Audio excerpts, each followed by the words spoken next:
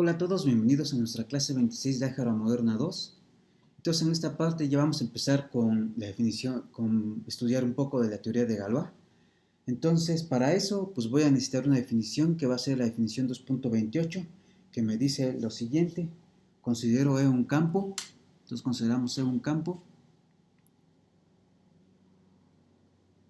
E un campo.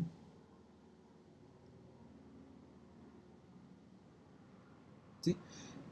Y entonces un automorfismo de E es un isomorfismo de anillos. Un automorfismo.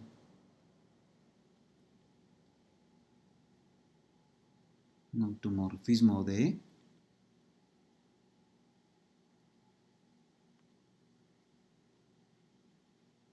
E es un isomorfismo de anillos.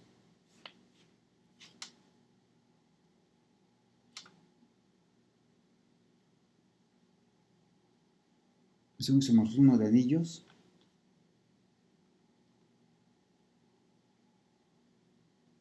de E consigo mismo.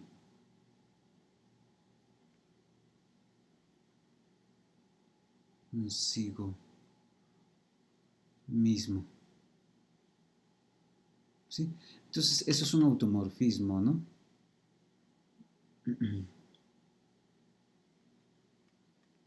¿Sí? Y el grupo de automorfismos será denotado. El grupo de automorfismos de un campo será denotado como aut-E. Grupo de automorfismos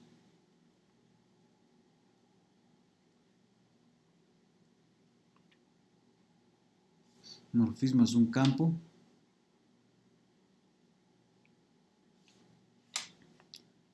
el grupo de automorfismos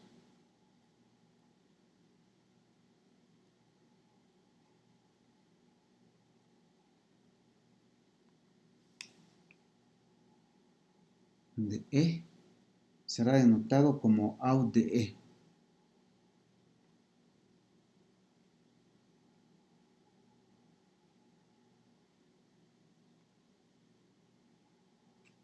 ¿Sí?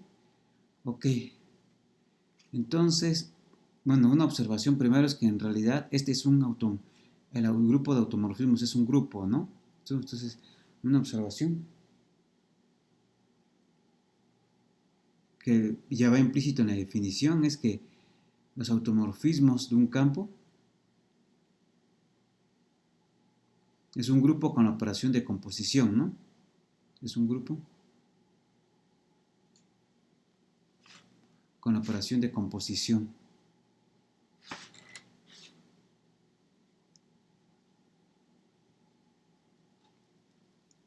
Con la composición.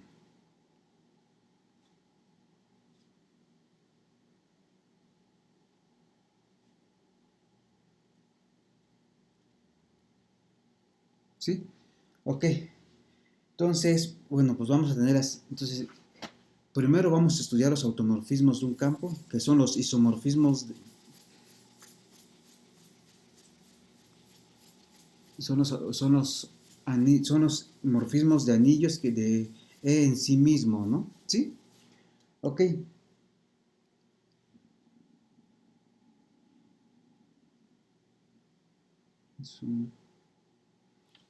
Acá está escrito mal, a ver. Si hago un campo, un automorfismo de es un isomorfismo de anillos. Acá me faltó la palabra isomorfismo. Es un isomorfismo de anillos de consigo mismo, ¿sí?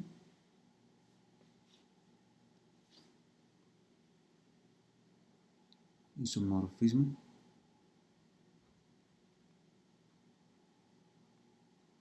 de anillos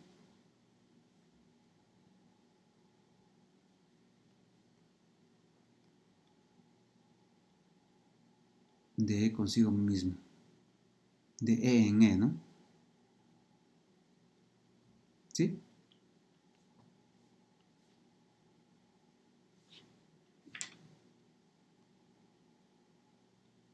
¿Sí? Entonces el grupo de automorfismos de E será anotado como AUT de A. Ok. Entonces tenemos la siguiente definición, definición 2.29. Definición 2.29.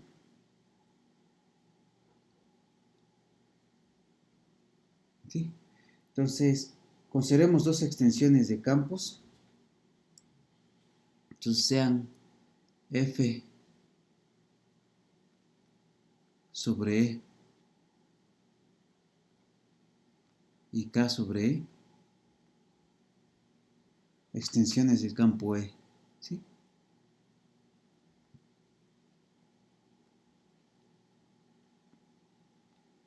Extensiones de E, ¿sí? Entonces, y sea F que va de E en K, y sea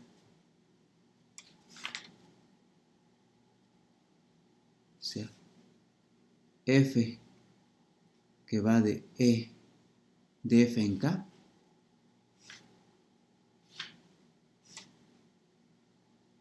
de F en K, un morfismo de anillos.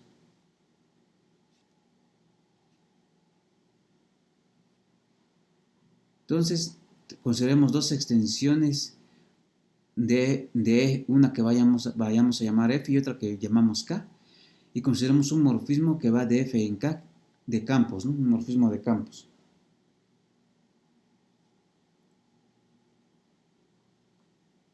¿Sí? Entonces, se dice que F es un emorfismo. Se dice que F es un emorfismo.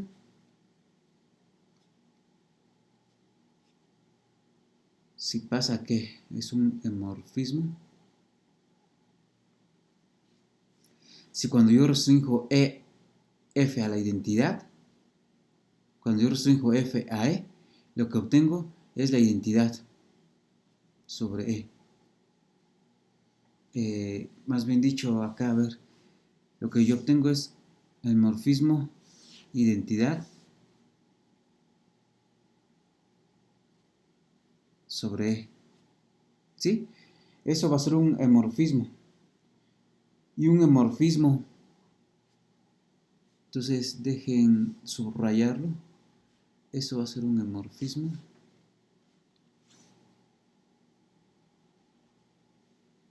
¿Sí? Y un emorfismo se llama un isomorfismo. Un emorfismo. Emorfismo.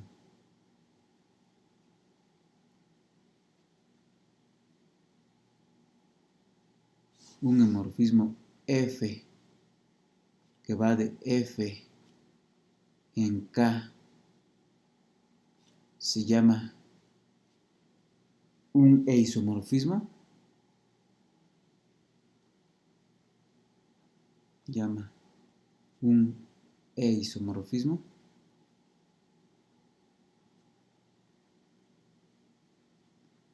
Si F es biyectiva, ¿no?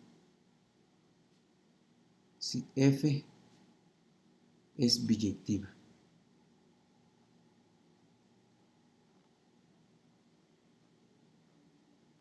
¿Sí? Entonces, a todos los emorfismos tales que sean biyectivos se les va a llamar isomorfismos. ¿Sí? Eso es un isomorfismo. Ok. ¿Y un automorfismo? Un emorfismo. Un emorfismo de E en sí mismo. Es un emorfismo.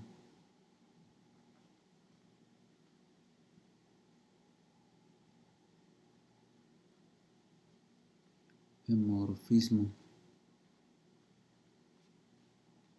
F, que va de F en F.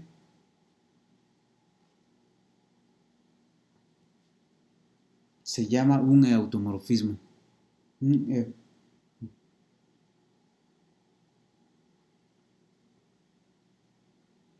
Se llama un automorfismo.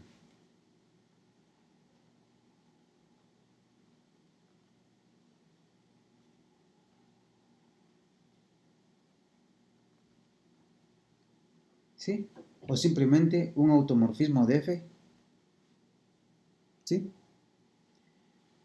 Entonces, pues tenemos esas definiciones, ¿no? Un automorfismo, un emorfismo, un isomorfismo y un automorfismo.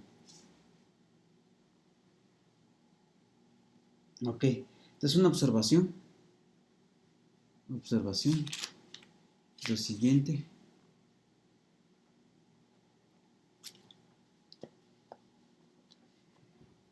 Es que supongamos que tenemos dos extensiones de E, entonces sean F sobre E y K sobre E, extensiones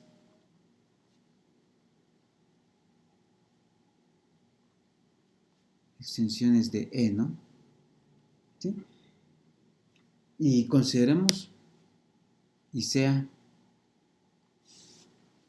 F que va de F en K, un emorfismo.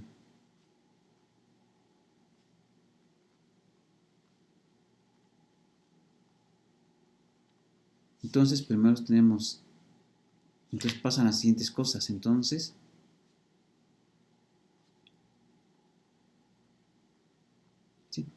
Entonces pasan las siguientes cosas. F es una transformación lineal.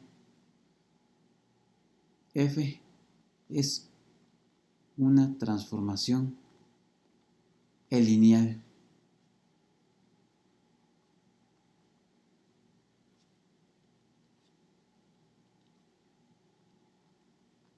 ¿Sí? Entonces, ¿qué queremos decir con eso? Tenemos que F es una extensión de E, K es una extensión de E, y entonces lo que sabemos es que F es un espacio vectorial sobre E y K es un espacio vectorial sobre E.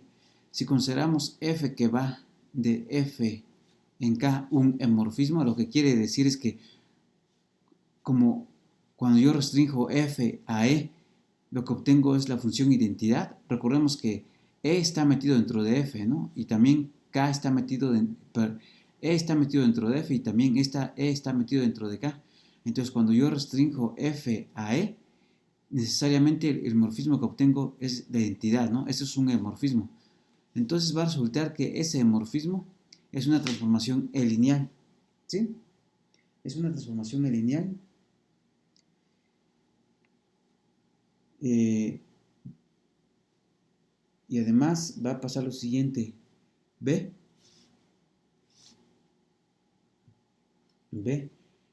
si el índice de F en E es lo mismo que el índice de K en E, más bien dicho, quise decir el grado, si el grado de extensión de F en E es lo mismo que el grado de extensión de K en E, y este es un número finito, si son extensiones finitas, si tanto F como K son extensiones finitas de E y ambas tienen el mismo grado de extensión, ¿sí?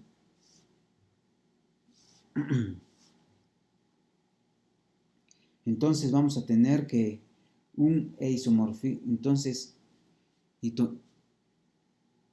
F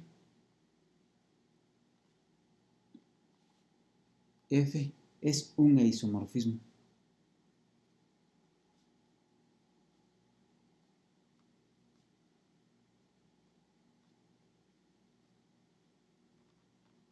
¿Sí? Entonces, pues hagamos la demostración de este inciso. Primero, ¿por qué si yo tengo un emorfismo, necesariamente F es una transformación lineal? Entonces, pues me considero sean lambda en E y me tomo un, digamos, A en F, ¿no? Entonces, ¿qué es lo que tenemos? Entonces tenemos lo siguiente.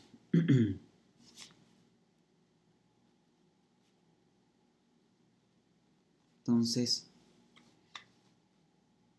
f de lambda por a, como estos están, como tanto lambda como a están en f, eso pasa porque E está contenido dentro de f, ¿no? Y como f es un morfismo de anillos, f por lambda de a es exactamente ¿quién? Esto es f de lambda por f de a, ¿no? ¿Sí? Pero ¿qué es lo que pasa? Pero f de lambda es igual a lambda, pues f restringido a e es la función identidad, ¿no? ¿Sí? Y eso es porque f es un morfismo, ¿no? Entonces, por lo tanto, esto es exactamente ¿quién? Lambda por f de a. Y eso lo que me está diciendo es que la f es una transformación lineal, ¿no? Por lo tanto, bueno, y además f abre sumas, ¿no? Porque eso no lo tengo que checar. Además, f abre sumas.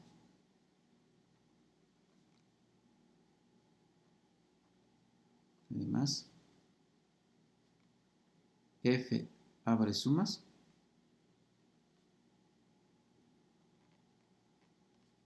Y por lo tanto, f es una transformación lineal, ¿no?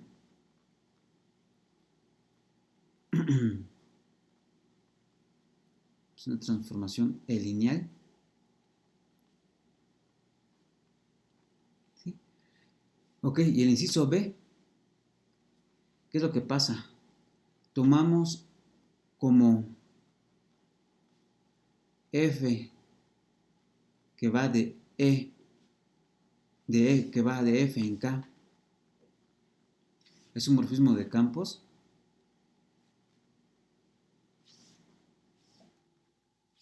que va de f en k, es un morfismo de campos. ¿Qué es lo que pasa? Sabemos que cualquier morfismo que sale de un campo es inyectiva, ¿no? Entonces es un morfismo de campos. Tenemos que f es inyectivo.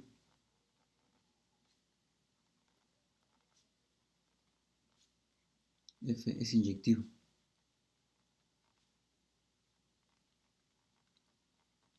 ¿Sí? Y además, por hipótesis, ¿qué tenemos?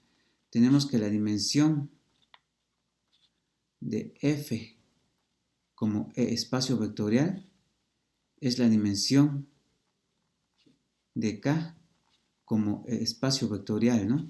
Esto lo tenemos, esto de que estas dos dimensiones son iguales, la tenemos porque son estos numeritos, ¿no? El grado de extensión de f respecto de e y el grado de extensión de k respecto de e. Entonces, como son lo mismo, entonces de álgebra lineal, ¿qué sabemos? Y tienen dimensión finita. Entonces, de álgebra lineal sabemos que necesariamente esta función es subproyectiva. ¿Sí? De álgebra lineal.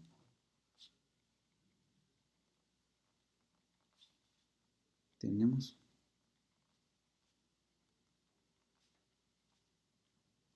que f es supra y por lo tanto f es un isomorfismo, ¿no?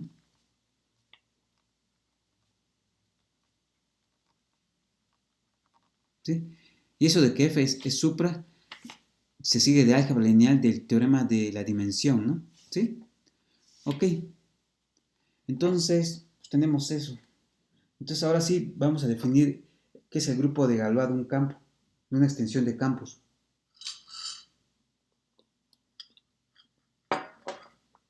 Ok.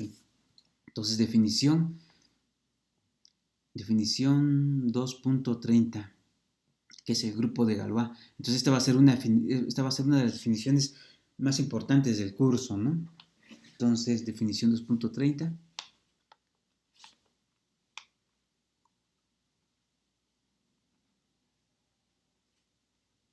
Punto 30. que es el grupo de Galois.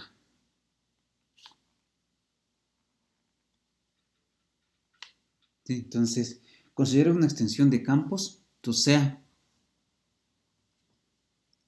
F sobre E una extensión de campos.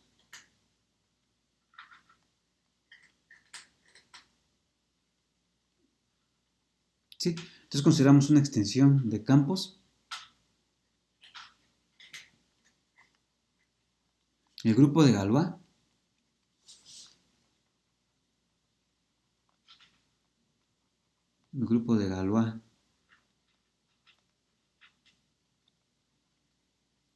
sí, denotado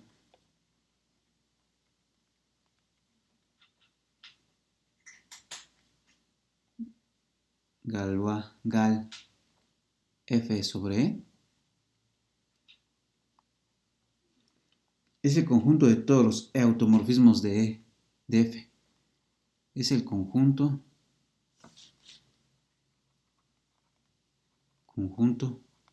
de todos los automorfismos de F.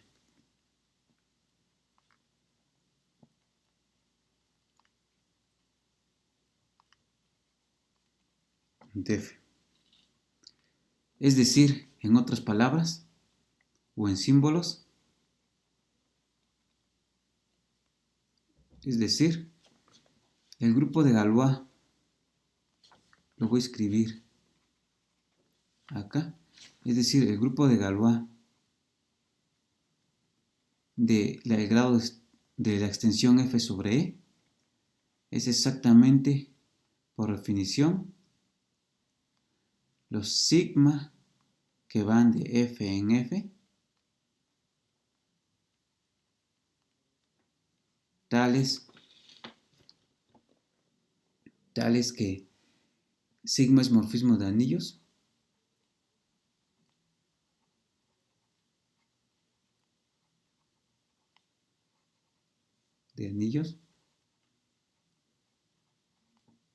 y sigma restringido a E es la identidad en E, es la función identidad en E.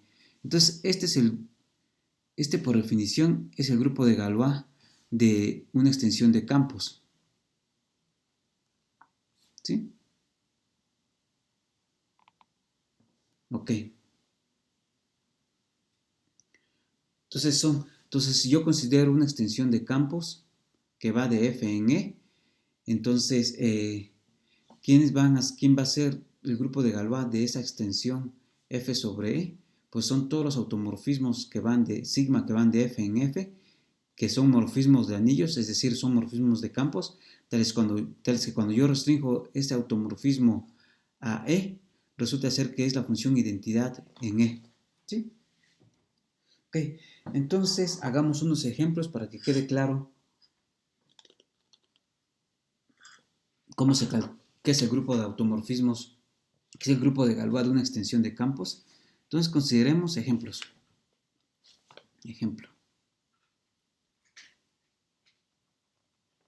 Ejemplos. Entonces, pues vamos a hacer dos ejemplos que son relativamente sencillos, pero ilustran la teoría. El ejemplo A.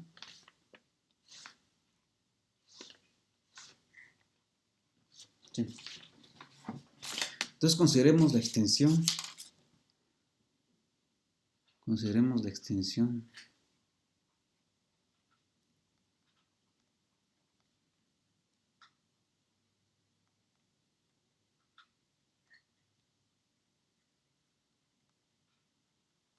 ¿Qué extensión? La extensión de los complejos sobre los reales. ¿Sí? Entonces consideremos esa extensión. Entonces quiero calcular el grupo de Galois de números complejos, de la extensión de la extensión de los números complejos sobre los reales, ¿no? Entonces, por definición, ¿quién son estas? Son sigma que van de C en C, tal que sigma morfismo de anillos,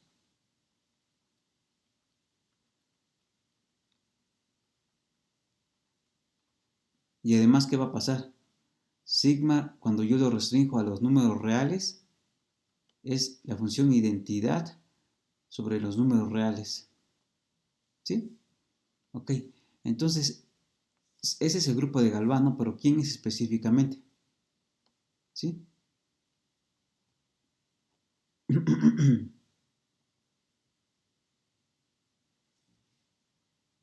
Entonces, ¿quién es específicamente en este caso el grupo de Galois? Entonces, consideremos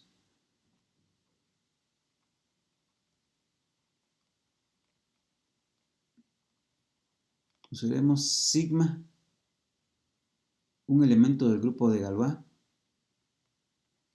de C respecto a R. ¿Sí?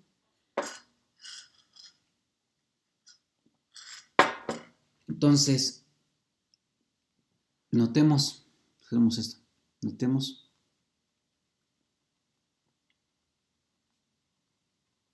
notemos que sigma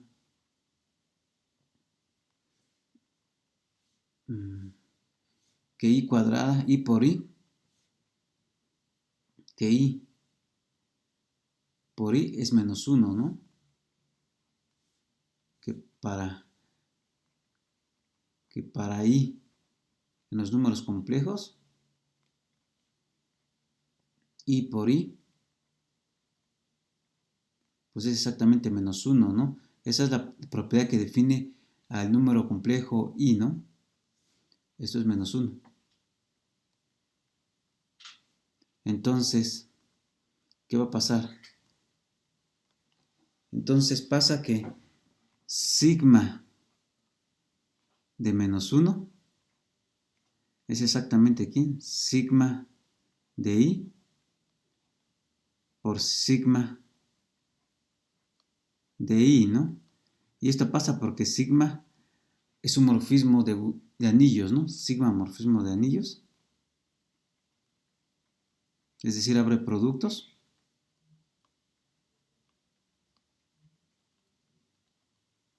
¿Sí? Pero por un lado, ¿cuánto es sigma de menos 1? Menos 1 está en los reales, entonces este es menos 1. ¿Y esto pasa? Pues sigma restringida a los números reales es la identidad, ¿no?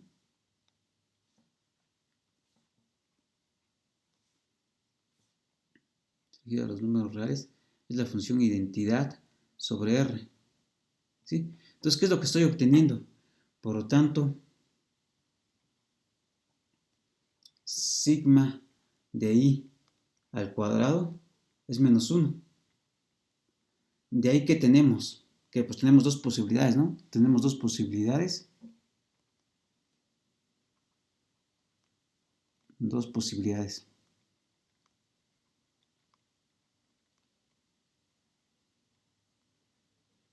¿Sí? ¿Cuál es la primera posibilidad? Es que sigma de I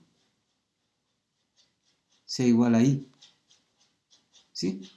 Entonces, en este caso, ¿qué es lo que pasa? En este caso,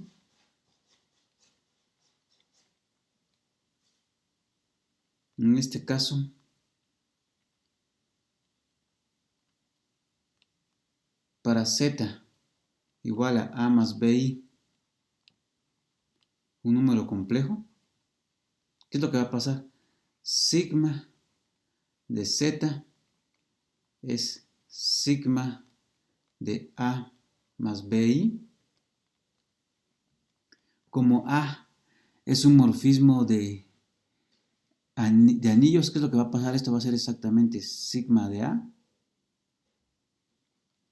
más sigma de B por sigma de I. ¿Sí? Sigma de B por sigma de I. Sí, esto es porque sigma es un morfismo de anillos, ¿no? Pero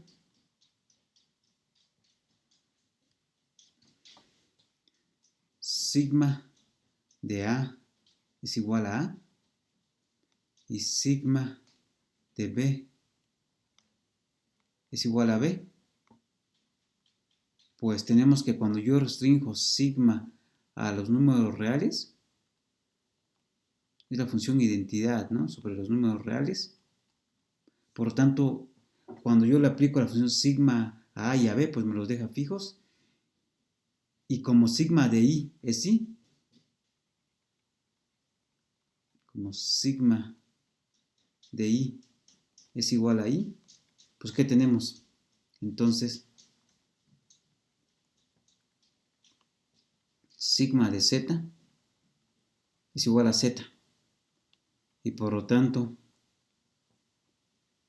sigma es la identidad, ¿no? Es la transformación identidad, es la función identidad sobre los números complejos.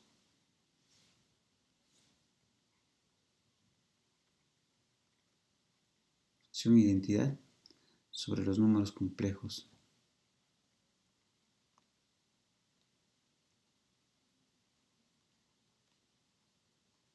¿Sí? Entonces, ese pasaba en el primer caso en el que sigma de I es igual a I. Ahora, ¿qué pasa en el segundo caso? B. Si no, como sigma de I al cuadrado es menos 1, quiere decir que sigma de I es o I o menos I, ¿no? Entonces, el otro caso es que sigma de I es igual a menos I.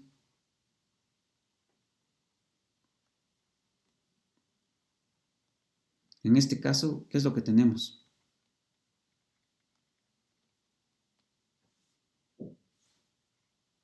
En este caso, ¿sí? Tenemos que sigma de Z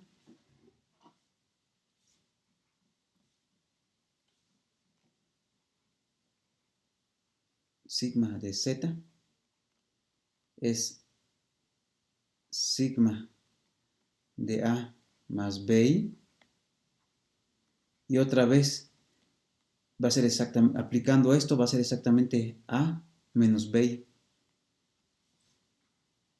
va a ser exactamente A menos BI, ¿sí? Y por lo tanto, y este es exactamente Z conjugado, ¿no? Por lo tanto, sigma es la conjugación en este caso, ¿no?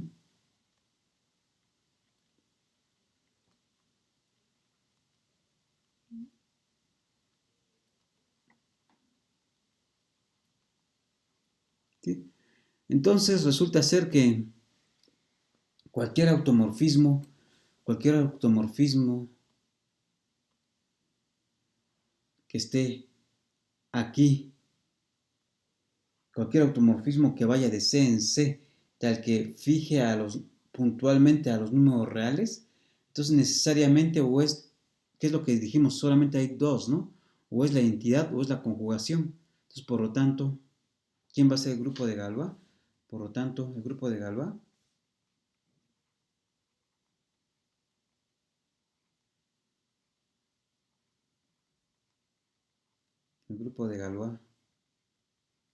de los números complejos sobre los números reales, de esa extensión de campos, pues solamente tiene dos elementos, ¿no? Tiene la función identidad, que va de C en C, la función identidad, y tiene la función f de z,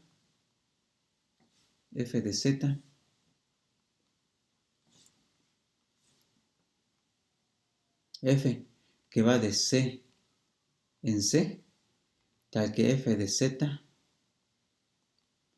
es igual a z conjugado, ¿sí? Por lo tanto, solo tiene dos elementos y por lo tanto el grupo de Galois de C sobre R es isomorfo a Z2. Ustedes saben de su curso de teoría de grupos que cualquier grupo con dos elementos es isomorfo a Z2. Entonces, por lo tanto, este es isomorfo a Z2. ¿Sí?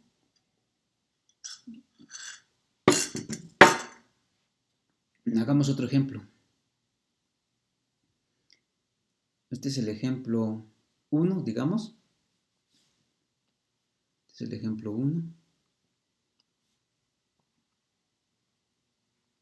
Hagamos ahora el ejemplo 2, que va a ser muy parecido. Ejemplo 2. Entonces, ¿qué vamos a hacer en este ejemplo?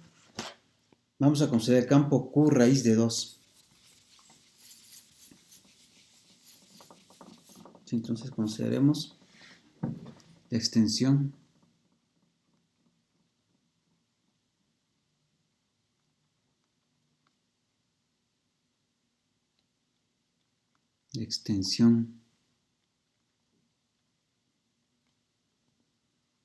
Q, que yo le meto raíz de 2 sobre Q. Sí, entonces consideremos esa extensión. Y la pregunta es, calculemos el grupo de Galois.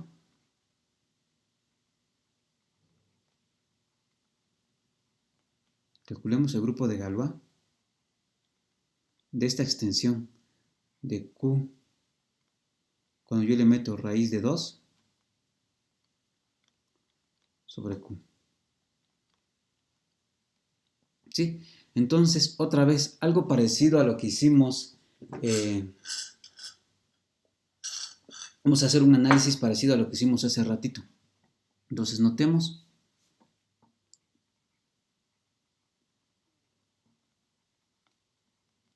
Entonces, bueno. Entonces, sea sigma un elemento del grupo de Galois de Q raíz de 2 sobre Q, ¿no? Tomamos un elemento del grupo de Galois.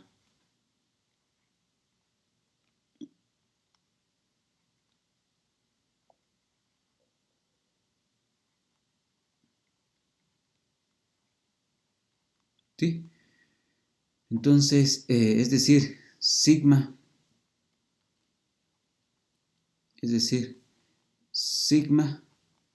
va de Q raíz de 2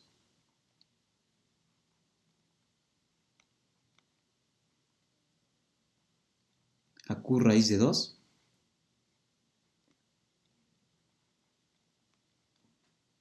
Y sigma, cuando yo lo restrinjo a Q, es la función identidad, ¿no? Sí, la función identidad sobre Q. Entonces, raíz de 2 está en este campo, ¿no? Raíz de 2 está en este campo. Entonces, debemos saber qué le hace sigma a raíz de 2, ¿sí? Entonces, notemos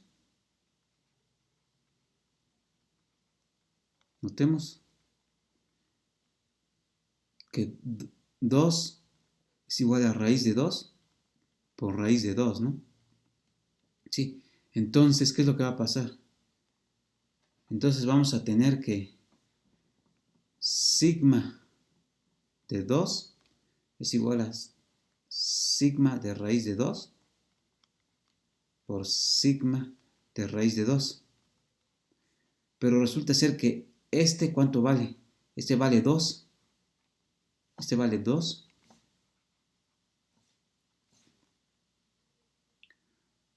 Y esa igualdad resulta ser que, pues, sigma, cuando yo lo restringo a los números reales, es la identidad, ¿no?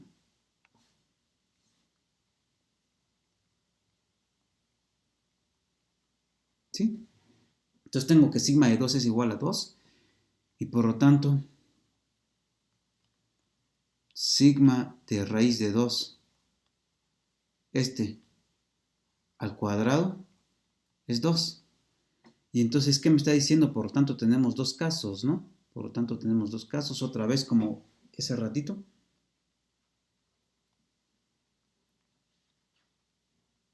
tanto, tenemos dos casos.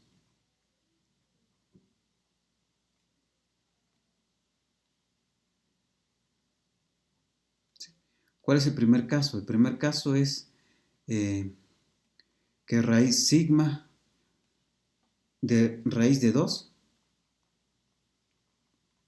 lo que nos está diciendo esta ecuación es que sigma de raíz de 2 es una raíz cuadrada de 2, ¿no?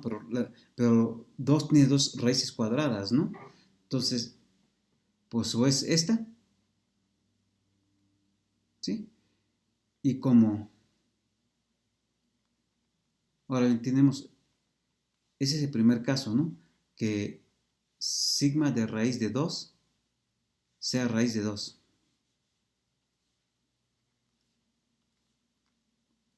Aquí ahora, para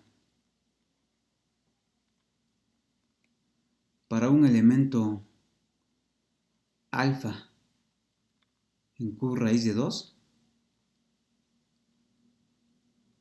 ¿qué es lo que sabemos? Sabemos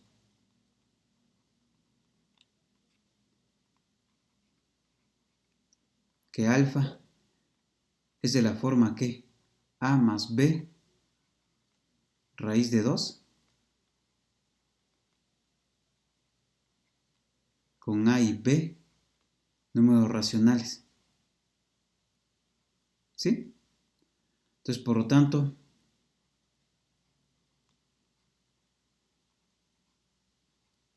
¿qué es lo que le va a hacer sigma a alfa? Sigma a alfa es exactamente aquí. Sigma de A. Sí, aquí es donde estamos utilizando que es morfismo de anillos. Sigma de A más sigma de B por sigma de raíz de 2.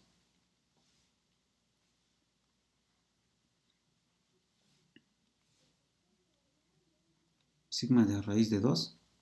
¿Sí? Y aquí estamos utilizando que sigma es morfismo de anillos, ¿no? O de campos.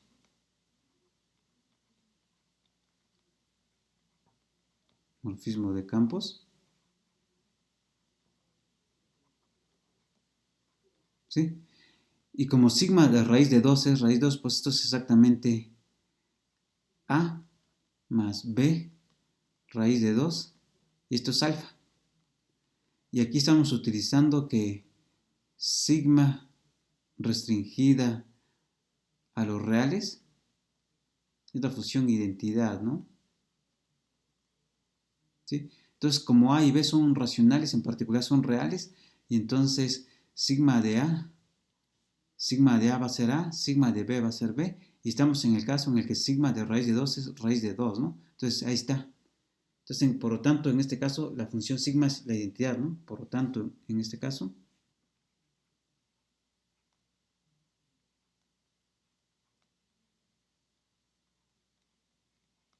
en este caso,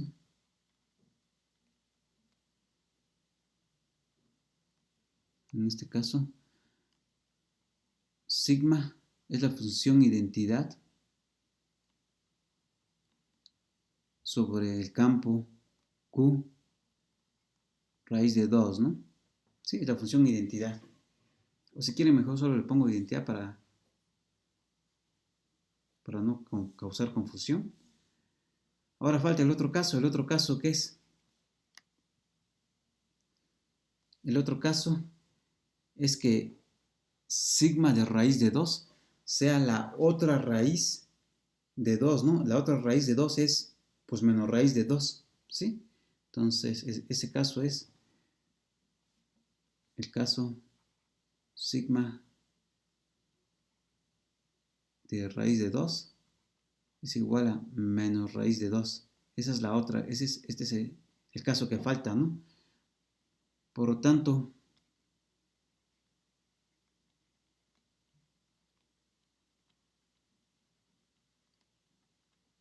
para alfa, un elemento, para alfa, un elemento que es de esta forma,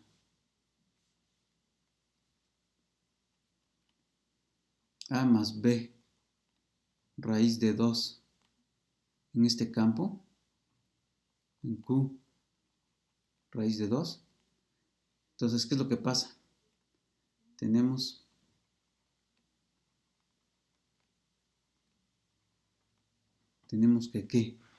que sigma de alfa es igual a sigma de A más sigma de B va a ser igual a sigma de A más sigma de B por sigma de raíz de 2, ¿no? Y en este caso esto va a ser exactamente A menos B raíz de 2, ¿sí? Entonces, otra vez, este morfismo que nos salió fue como un morfismo tipo conjugación, ¿no? ¿Por qué? Porque estamos viendo que este elemento alfa, que es A más B raíz de 2, lo está mandando a A menos B raíz de 2, que es como un tipo de conjugación, ¿no? ¿Sí? Por lo tanto, en este caso,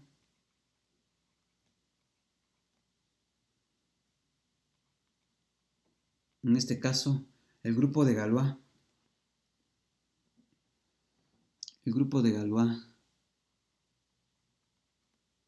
de Q raíz de 2 sobre Q, pues igual tiene otra vez dos elementos. ¿Cuáles son los elementos? La función identidad y la función f, que va de Q raíz de 2 en Q raíz de 2, tal que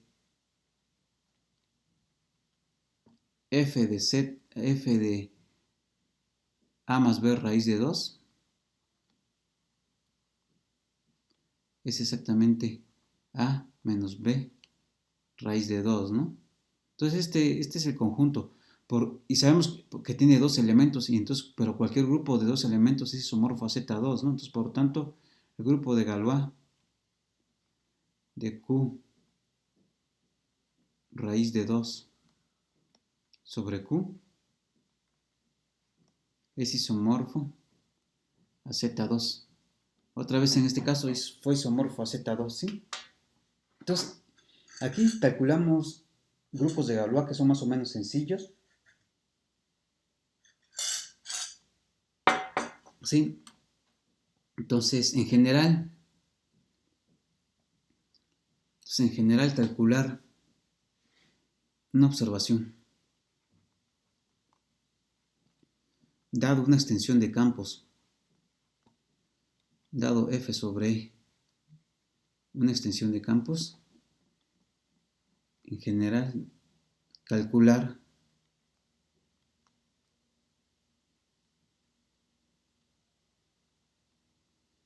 el grupo de Galois de F sobre E es un problema difícil.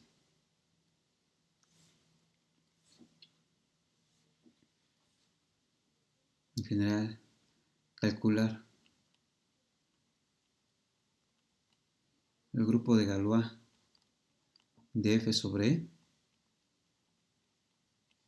es difícil, o sea salvo en algunos ejercicios como en los de su tarea,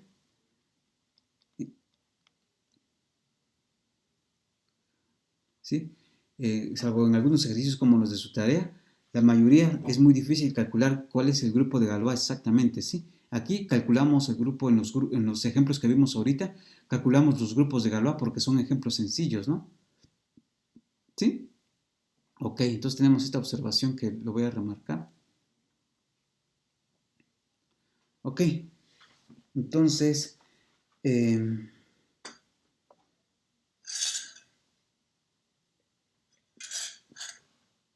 voy a tener el siguiente lema, que no lo voy a demostrar porque es algo talachudo, pero ya hicimos algo parecido en casos anteriores. Entonces, lema ¿Y qué número es? Dejen ver. Es la definición del grupo de Galois. Es 230, ¿no? Sí, 230, entonces 231. Lema 231.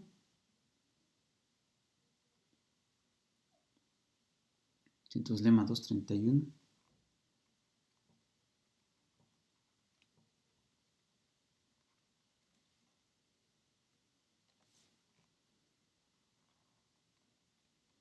Entonces vamos a considerar sea f sobre b una extensión de campos.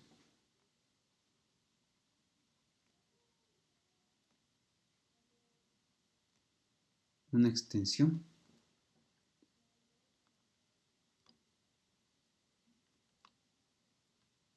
¿Sí? Y tomamos un conjunto finito de elementos en A, en F.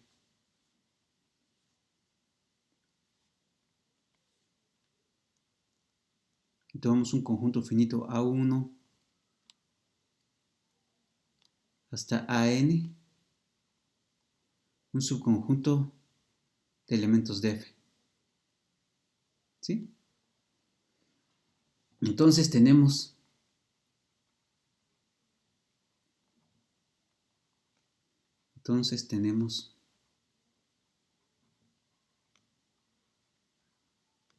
que el menor subcampo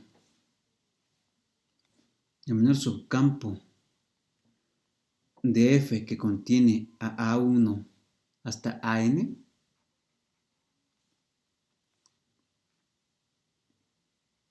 el menor subcampo que contiene a A1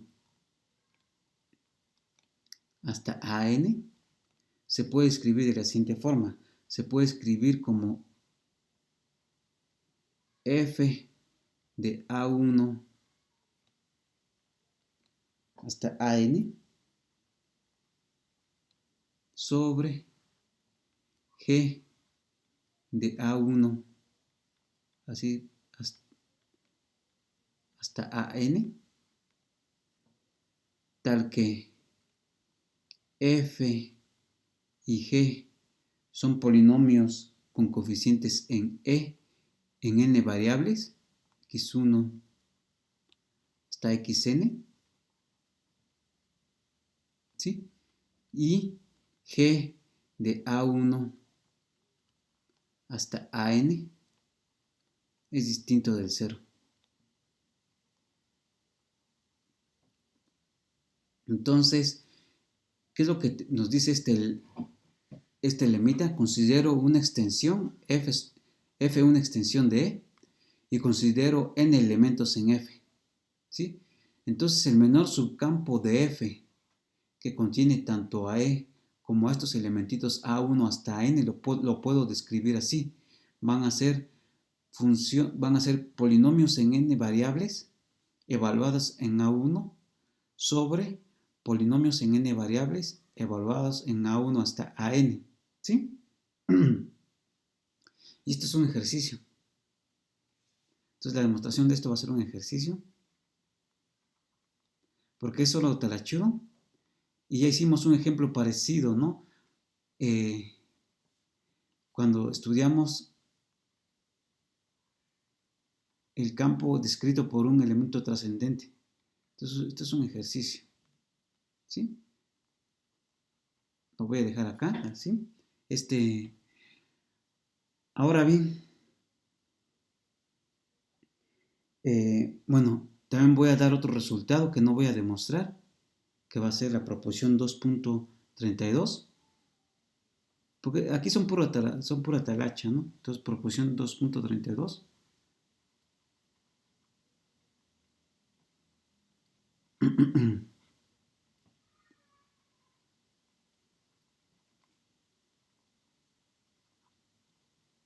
¿Qué es lo que nos dice esa proposición? Dice lo siguiente. Consideremos una extensión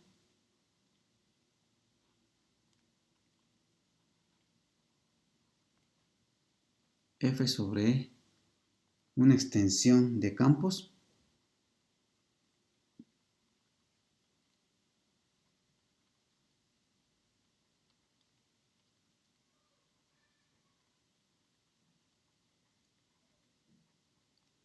y tomamos X un subconjunto de F. Aquí arriba en 2.31 tomamos un subconjunto finito de F, ¿sí? Aquí en este 2.32 estoy agarrando solamente un subconjunto, voy a tomar como X un subconjunto de F, que podría ser infinito o podría ser finito, ¿no? Ok. Entonces, si alfa está en el menor subcampo de F que contiene tanto a E como a X, ¿sí? Sabemos que, o sea, por definición, E de X en este caso es el menor subcampo de F que contiene tanto a E como a X, ¿no? ¿Sí? Entonces, si alfa está aquí, si alfa está en este elemento, en este campo, entonces existen, si alfa está acá, existen A1 hasta AN elementos de K, tal que ¿qué? Tal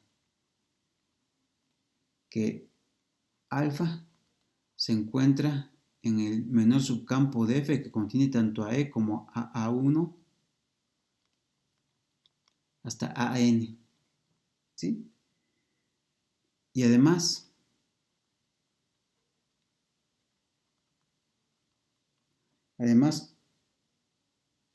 resulta ser que el menor subcampo de F que contiene tanto a E como a X,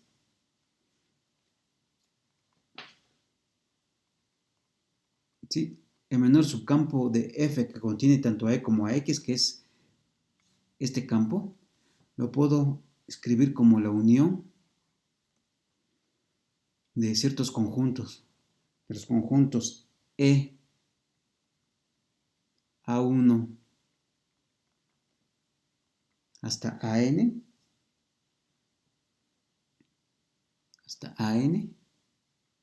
tal que estos elementos A1 hasta AN están en F, ¿sí? Y donde la unión es tomada, esta unión es tomada sobre todos los subconjuntos finitos, donde la unión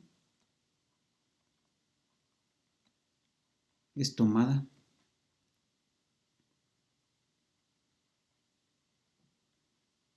sobre todos los subconjuntos finitos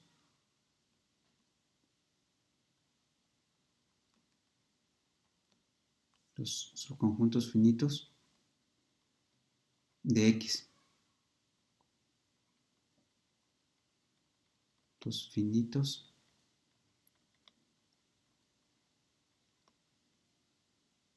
A1 hasta AN de X. ¿Sí? Y la demostración también es un ejercicio y se sigue del lema anterior. Entonces, demostración.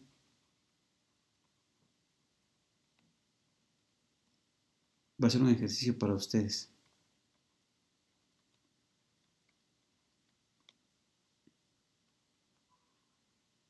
Entonces, a ver, antes de terminar esta clase, ¿qué es lo que me está diciendo 2.31? O sea, más que la demostración de estos dos que no nos van a ayudar muchísimo para entender cosas posteriores, nos interesa más lo que dicen, ¿no? Entonces consideramos F una extensión de E y consideramos una familia finita de elementos en F. Entonces lo que me dice es que este lema es que el menor subcampo de F que contiene a E y que contiene a A1 hasta a N, y ese campo es notado así, se puede escribir como ¿quién? Se puede escribir como evaluaciones de polinomios cocientes, se puede escribir como F de A1 hasta AN, donde f es un polinomio en n variables con coeficientes en e, sobre g de A1 hasta AN, donde también g es un polinomio en n variables con coeficientes en e, y además satisface que g de A1 hasta AN es no cero. ¿Sí? Ok. Entonces, este lema 2.31 me está ayudando a describir el menor subcampo de f que contiene a e y a un número finito de elementos de f. ¿Sí? Y la proporción 2.32 queremos describir el menor subcampo de f que contiene a e y a un subconjunto x de f, donde este conjunto x no necesariamente es finito. Y entonces lo que me dice esta proposición es que si yo me tomo el conjunto de todos los elementos finitos de f y tomo estos campos e, a1 hasta an y formo la unión de todo eso, ¿sí? Entonces necesariamente el menor subcampo de E que contiene, el menor subcampo de F que contiene a E y a X lo puedo describir así, como la unión de los campos que tienen a E, a los que se les va agregando un número finito de elementos, ¿no? ¿Sí? Entonces, E de X lo podemos escribir a través de meterle un número finito de elementos a E, ¿sí? Y eso lo hacemos para cualquier cantidad, para cualquier colección finita de elementos en X. Y entonces, haciendo la unión sobre todos esos subconjuntos finitos de X, resulta ser que lo que obtengo es igual a E de X, ¿sí? Y este 2.31 y 2.32 nos van a ayudar a hacer ciertas demostraciones porque en cierta forma el conjunto X y el conjunto este finito de elementos van a jugar el análogo a el papel que juega una base en espacios vectoriales, ¿sí? Entonces por eso lo veremos en la siguiente clase. Entonces aquí termino el video.